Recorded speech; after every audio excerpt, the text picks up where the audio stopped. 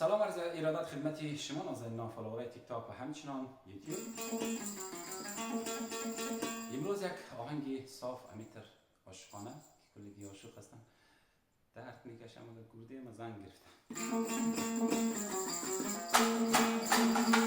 شعر آهنگ از نصرالله زاری است. امیدوارم که میخوانم مورد پسند شما نازنینان قرار بگیره. با احترام منظور رحمانی.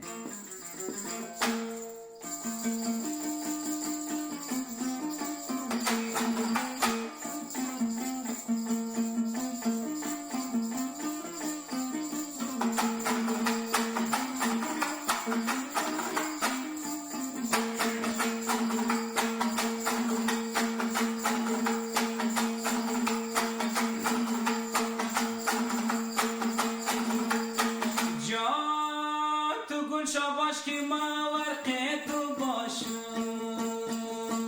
الله داماد آتا و آبه تو باشم های داماد آتا و آبه تو باشم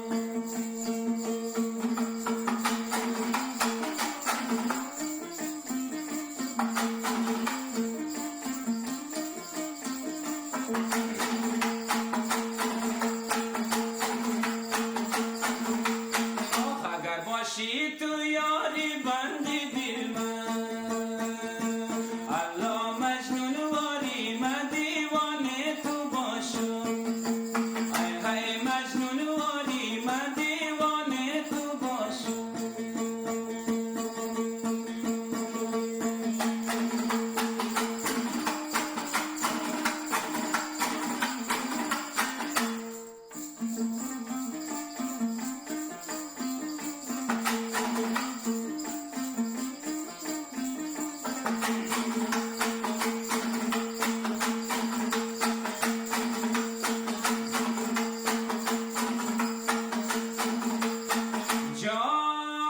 شیرینی بند دل بازار